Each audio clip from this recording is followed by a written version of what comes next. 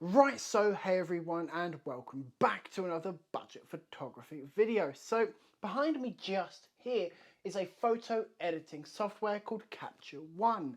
It is kind of like Lightroom. It's for editing your pictures. You can do all the standard stuff that you can do in Lightroom. Change your exposure, your highlights, your shadows, your contrast, your teals, your hues, your saturation, whatever you want.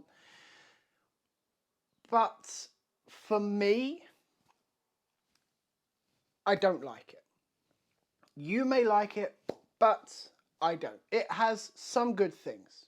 It has some good things. I will give it that. But unfortunately, there are only two good things that I personally like about this software. It's called Capture One.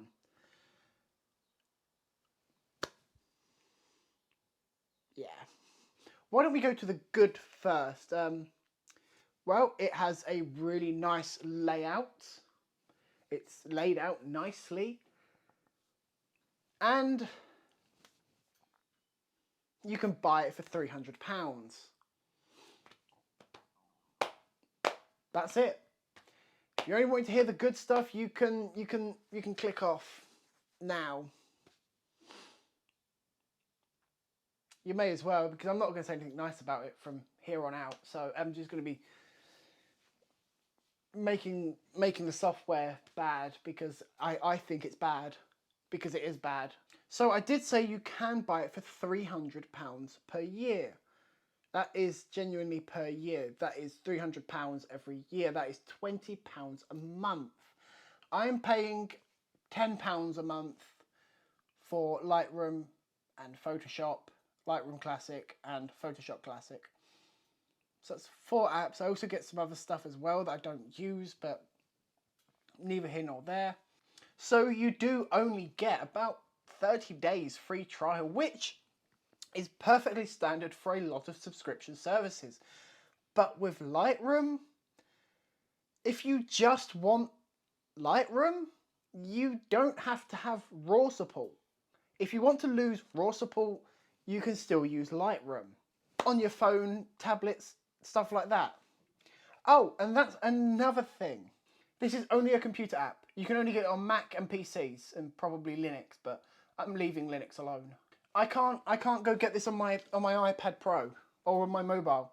So if I want to edit on the go, I would have to buy a laptop, because I can't edit on my iPad that I already have, because you know there's no mobile app, so I can't do a first edit, because I do 2 or 3 different edits when I'm handing over to a client. If I'm handing over to a client, I haven't done that in a while, but my process for handing over photos is I do the shoot, and then a lot of the time on the way back home, all depending on the time of day or night or whatever, I sit and edit on my iPad. It gives me something to do on the train, because I get the train. I don't use cars. I can't drive and probably shouldn't drive. So I sit on my iPad and I edit. Now that wouldn't be a problem if I did have a laptop, because it means I could just use this software on my laptop. But it would still be nice to have an iPad app. It just would be. Now, Capture One have said there is going to be an iPad app, but not until 2022. Next year then. So that's going to cost me £600 before I can get something that I need. Yeah, really good idea. No, it's not. It's really, really not.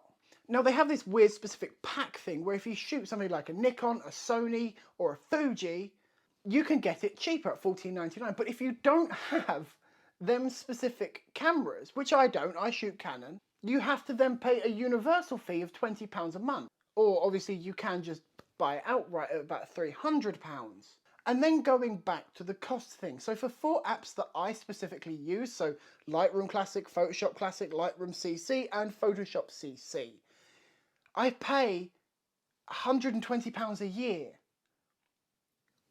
for that privilege. Now, yes, there probably is free software out there, and I will find that and I will review it.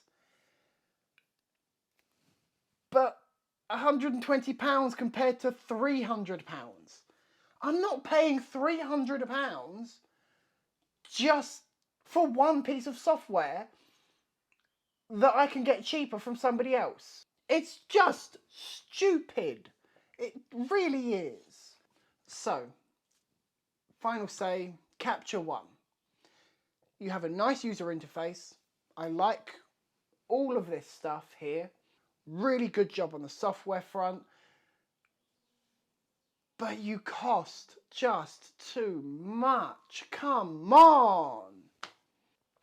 Anyway, guys, thanks for joining me in this video, and I'll see you in the next one.